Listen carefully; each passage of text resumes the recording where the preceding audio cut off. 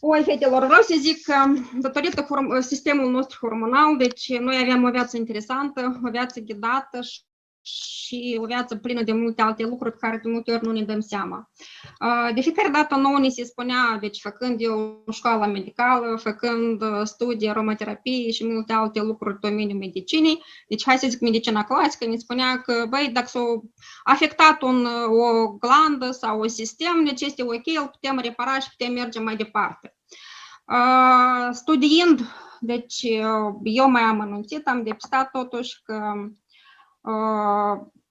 sistemul hormonal, glandele noastre sunt în unison legate cu sistemul central nervos. Da? Și atunci, prin prezentările mele, vreau un pic să povestesc și anatomie, foarte prescurtat, fiecare organ ce face și la urmă deja o să explic corelația dintre mediul extern, dintre hormoni, dintre receptori, sinapsă și sistem nervos central, cum ne afectează și cum putem noi să-l aducem la un numitor bun și o parte bună a noastră ca să funcționeze bine. Tema de astăzi se numește hormonii și sistemul endocrin. Deci știm că hormonii sunt în general niște substanțe care ele sunt secretate în organismul nostru, deci foarte lent, care nimeresc în vasele sanguine, în mediul intern al organismului nostru.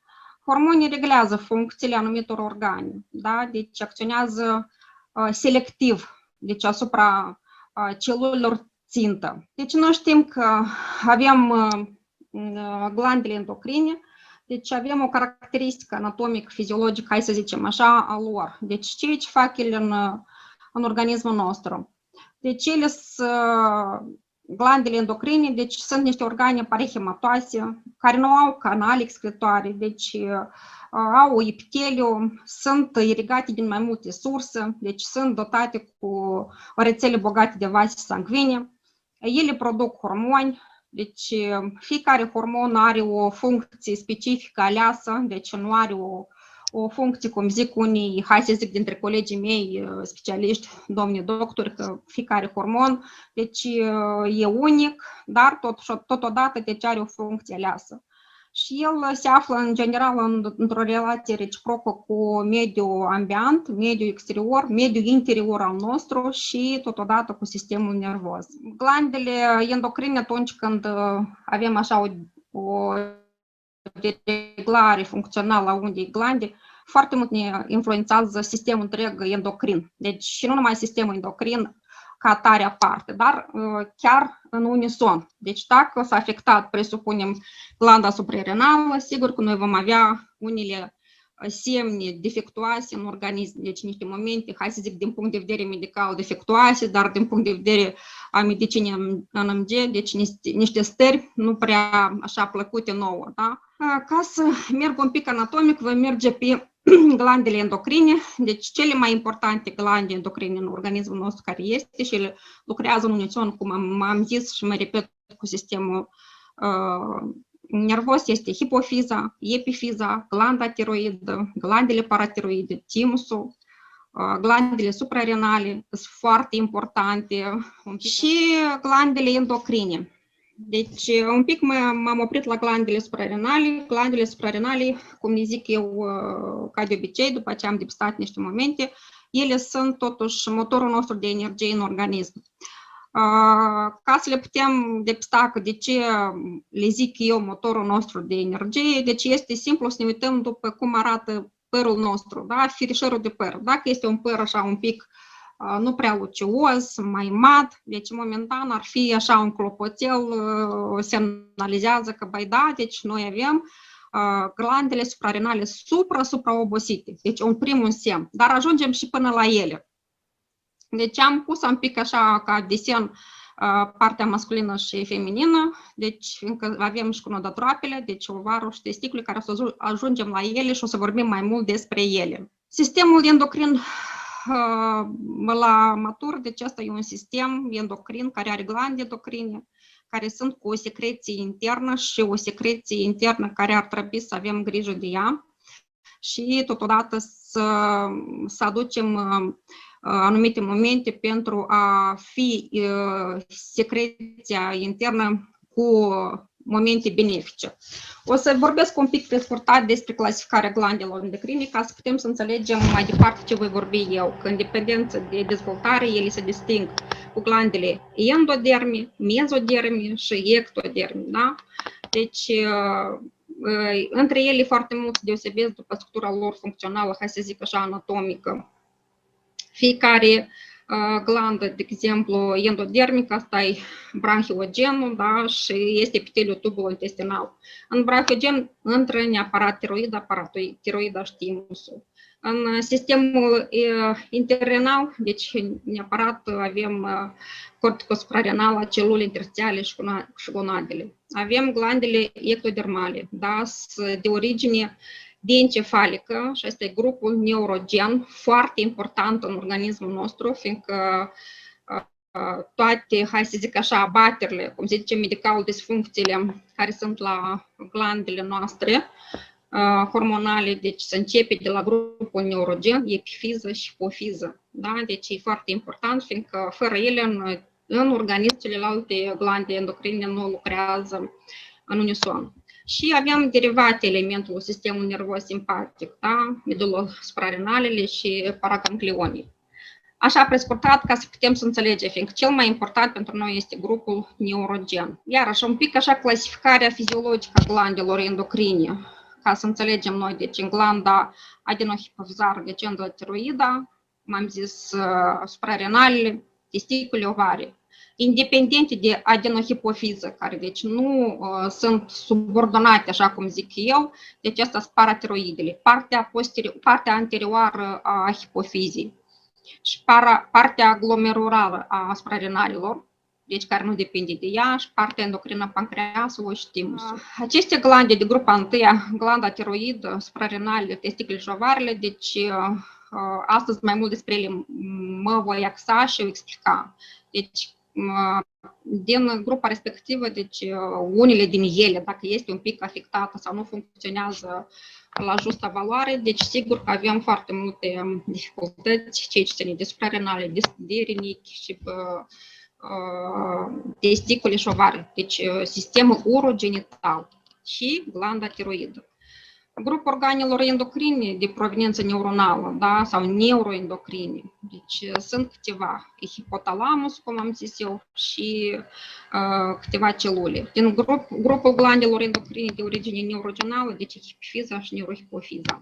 Totuși știm că, cum am vorbit mai sus, în timp ce creierul este conducătorul suprem în corpul nostru, da, deci fără el nu se petrece nimic, deci fără el nu primim nicio indicație. Deci, în afară că el este un conducător suprem, îi mai zic eu că este împăratul organului, corpului nostru în general. Hormonii sunt niște consilieri. Deci, ele primesc niște indicații, niște ordine pe care stând în umbră și totodată îndeplinesc anumite funcții. Deci, cum ar fi ca un fel de mătură. Deci, hormonii, ele mai zic și mătură. Sistemul endocrin, deci are glande care sunt răspândite prin tot corpul. Eliberează hormoni, da, care sunt foarte esențiali pentru corpul nostru. Dacă ar lipsi sistemul endocrin în organismul nostru, atunci deci noi nu am putea să avem plăceri, nu am putea să mișcăm, nu am putea să luptăm singur cu bolile. Deci nu am putea chiar în cea mai mare bucurie pe care avem noi, nu contează e mama sau tata, deci puișorii noștri, deci nu ar putea fi fără de hormoni. Dar, totodată, deci, hormonii sunt consilierii în organismul nostru. Avem zeci de glande endocrine care ajută la îndeplinirea unor funcții foarte diverse în organism. Da? Hormonii reglează inclusiv unele senzații care au explicații psihologice, de exemplu, oboseala. Deci, atracția sexuală față de partener, de persoană dragă. Avem preferință pentru vremea când e caldă, vremea rece. Dar cea mai mare legătură care este între hormoni, deci este tensiunea arterială în organism. Deci foarte mulți zic că, băi, tensiunea arterială este faptul că sistemul sanguin este inima. Deci nu este corect, da, inima este o pompă care pompează lichidul respectiv dar datorită consilierilor și regelui nostru sistemul nervos, deci el își îndeplinește anumite funcții. Dacă nu ar fi hormonii respectiv, că ajungem la finele seminarul de astăzi și o să înțelegeți despre ce vorbesc eu, de ce anume în felul respectiv. Deci, dacă nu ar fi hormoni, deci nu mai avea și tensiunea arterială, deci nu s-ar regla. Tot datorită hormonilor, deci avem procesul de îmbătrânire sau de tinerețe organismului nostru, dar datorită unor momente care sunt uleiurile, plantele, meditațiile, rugăciunile, hai să zic așa, afirmațiile, deci noi putem să le reglăm și să le coordonăm în organism. Foarte mult se dă o întrebare, păi dar de ce este alcătuit sistemul endocrin? Deci un sistem endocrin este alcătuit de niște glande care sunt lipsite de canale de secreție, adică nu au canale directe cu organele. În schimb, secrețiile hormonale interne pătrund în sânge și influențează astfel organele din toate părțile corpului nostru. Anumiți hormoni determină rapid efecte de scurtă durată, în timp ce alții foarte încet acționează, deci au o durată foarte lentă. Însă efectele lor sunt de o durată foarte mare, deci durează foarte mult timp, care sunt foarte importante pentru corpul nostru. Și glandele endocrine sunt cele mai importante. Acum noi o să trecem încetișor la fiecare glandă endocrină, ce funcție are ea și cum ea acționează în corpul nostru. Deci vom începe, avem aici talamus, hipotalamus, hipocampul, glanda pituitrală și altele. Dar o să începem cu, iată, cea mai micuță glandă, hipofiză sau pituitară. Da, deci ea este foarte, foarte importantă și este glanda șefă. Eu îi zic așa, că glanda șefă. Dintre consilierii noștri, care este glanda șefă, este hipofiza. Structura hipofizii sunt doi lobi, da? Și au, fiecare lob are funcții diferite. Deci avem anterior, avem și posterior. Și avem în lobul anterior, deci, mă rog, un pic așa din anatomie, deci avem distinsă, da? Avem partea distală, intermedială, tuberală, lobul posterior. Deci am pus așa un pic un desert și o descriere ca să ne dăm seama despre ce vorbim și despre ce voi povesti eu pe parcursul acestui seminar. Deci adenohipofiza sau hipofiza pituitrală, deci avem hormonii foarte importanti. Somatotropul, gonadotropul, adenocorticotropul, lactotropul, prolactina, deci prolactina deja știm noi mămicile care au puiuți, da? Și mănâncă lăptica care este foarte benefică pentru ei. Și avem tireotropul, da? Controlul secrețiilor are loc prin acțiunea liperinilor sau statinilor. Adică o porțiune intermediară care produce melanocorticotropină și lipotropină.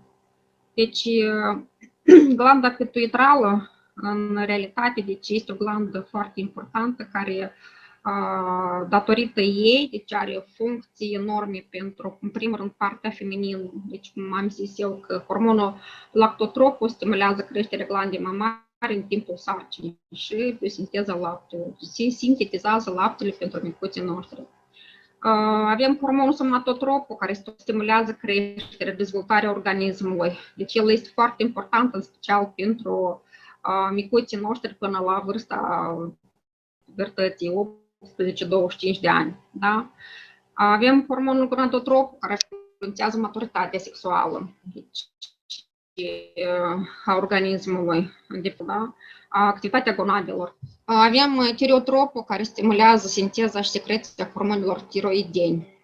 Deci, foarte important, fără de hipofiză, deci glanda tiroidă își cam pierde din activitatea sa. Avem vazopresina, adică diureticul, care el este legat, diureticul cu rinichii, cu suprarenalele.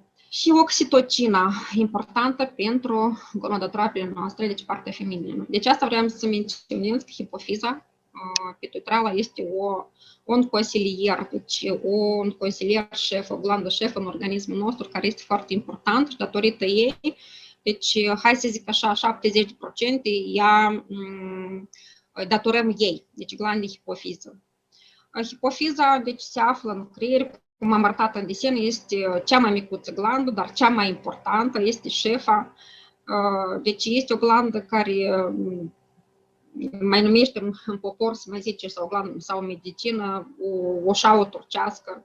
Deci ea micuță sau ca de obicei, medicii zic că șaua turcească, eu zic că e glanda șefă. O mare parte din celulele glandelor endocrine, deci se află sub controlul și chiar comanda pituitrală.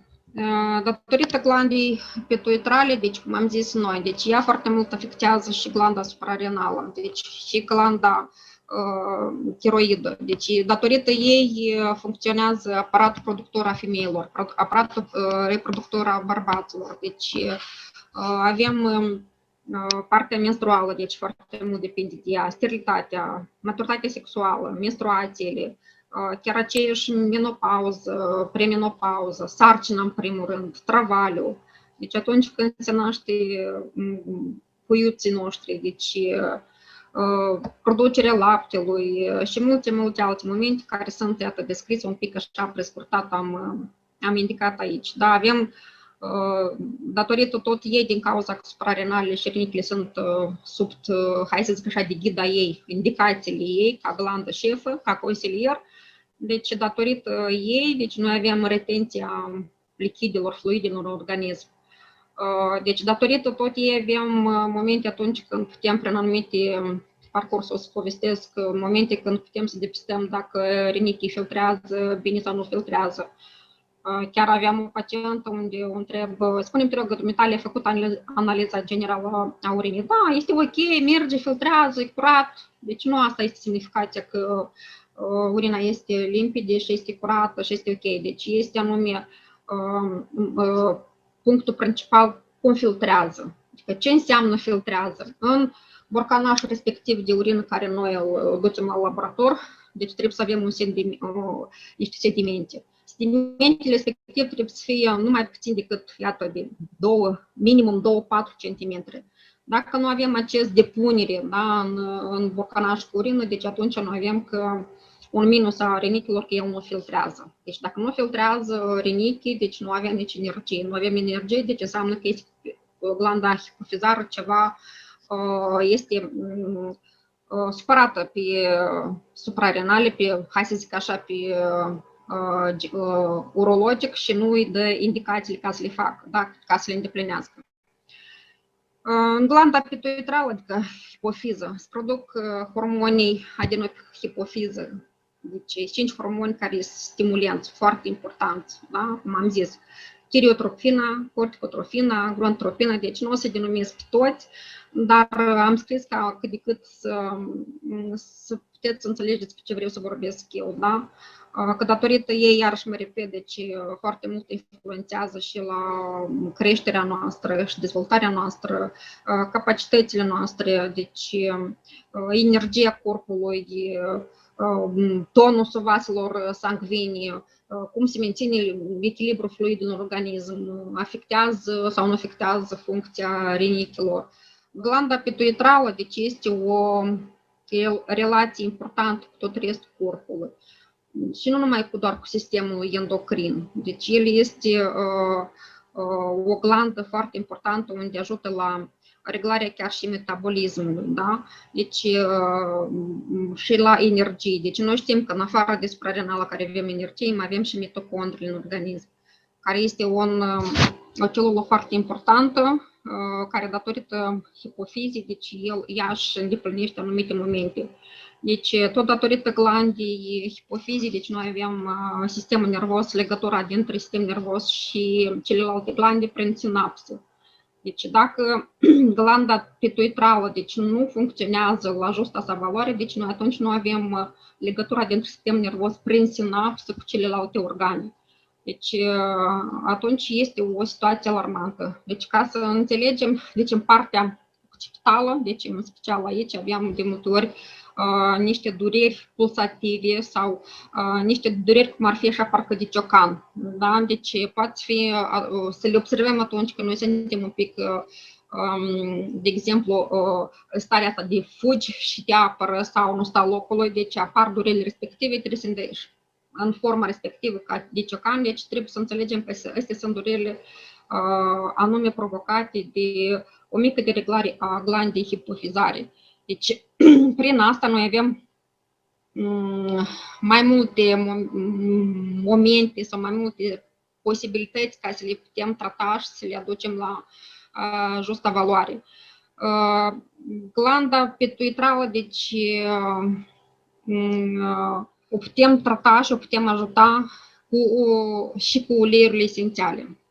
Deci avem zona occipitală, deci avem zona creștetul capului, deci avem centrul frunții, da? Deci noi putem să ne ungem cu uleiuri esențiale prin masaj sau prin inhalație sau, cum zic eu, ciocănii de picătură. Deci luăm sticluța de ulei, ținând-o iată în creștet și dăm voie să cadă de la distanță 15-20 de centimetri, așa cum ar fi parcă o bucăneală de ciocănel, da? Deci iată în creștet atunci, sau se culcă pe burtă și pe occipital, deci partea respectivă 2-3 de picături.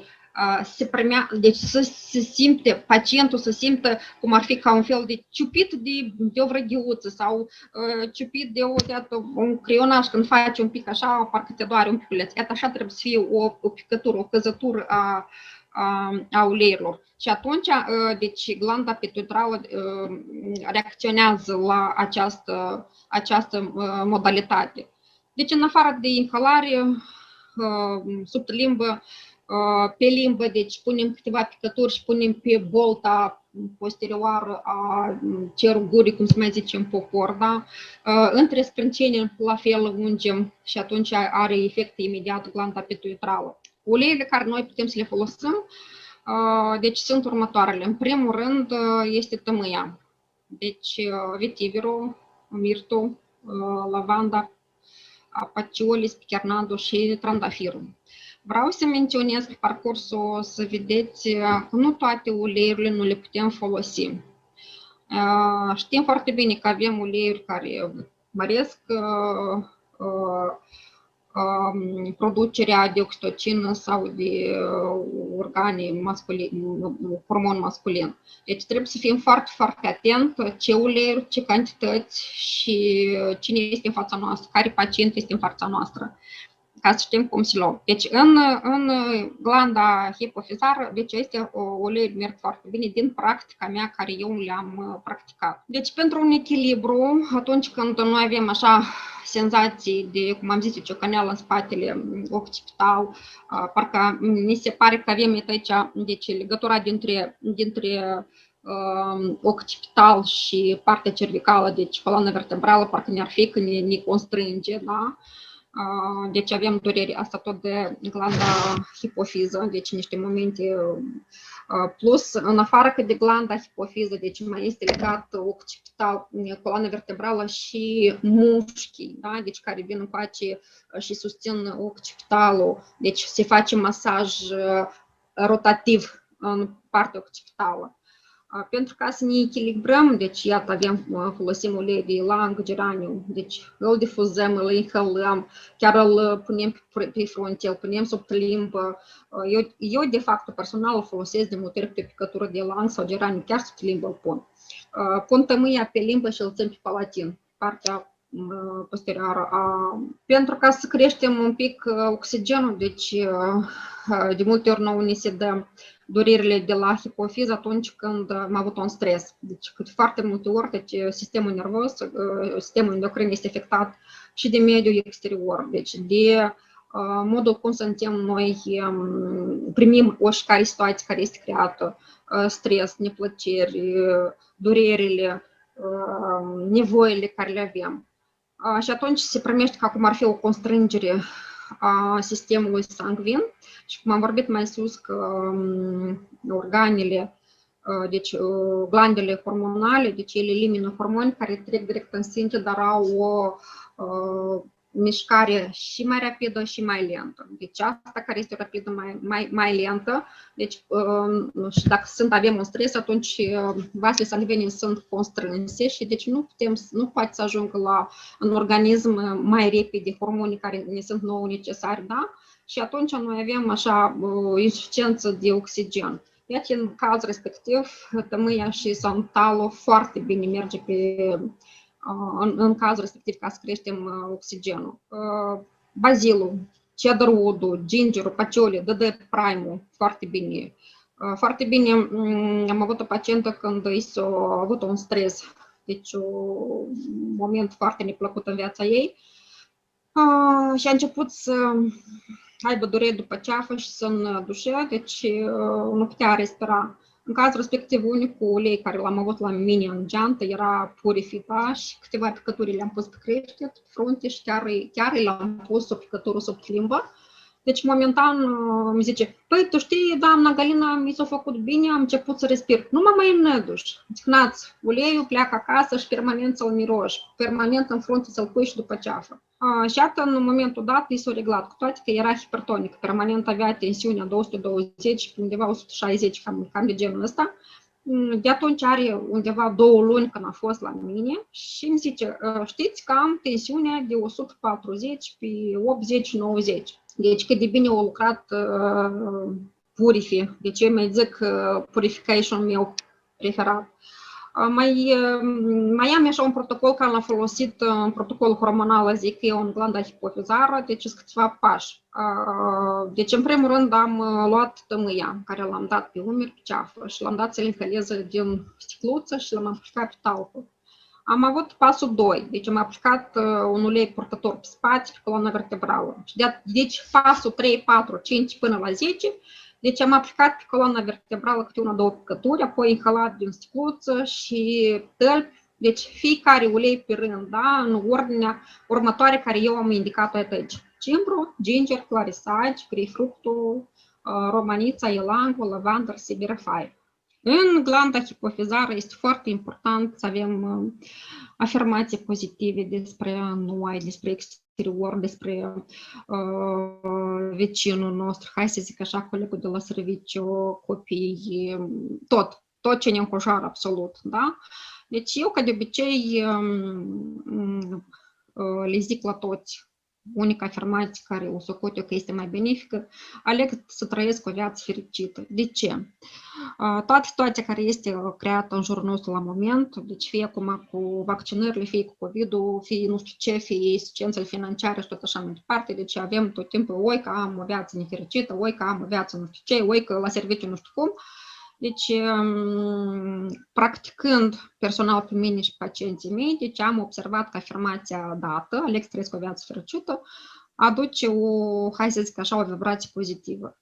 În afară de afirmații, rugăciuni, deci avem simfoniile. În simfonii respectiv, eu recomand să fie făcut hormonal, neapărat, să fie inflamator și să fie din ci. Care îl preferați, dar inflamator și hormonal neapărat. Ceai, legume, fructe și gânduri pozitive. Din legume și fructe în glanda hipofizară, neapărat se recomandă să folosim fructele de culoare roșie și fructele de culoare verde. Deci, după glanda hipofizară avem hipotalamusul.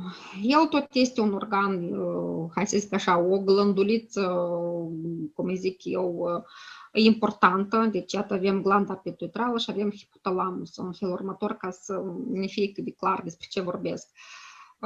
În primul rând, este ca un regulator. Dar eu îi zic, nu atât cât e regulator, dar îi zic că este ca un termos de căldură, da, în organismul nostru pentru consilierii hormonali, pentru glanda șef, în primul rând. Da? Ce face el? Înregistrează și controlează toate funcțiile viscerilor noastre, adică dirigează toate funcțiile ce țin de mediul intern al organismului, da? Asigură homeostaza.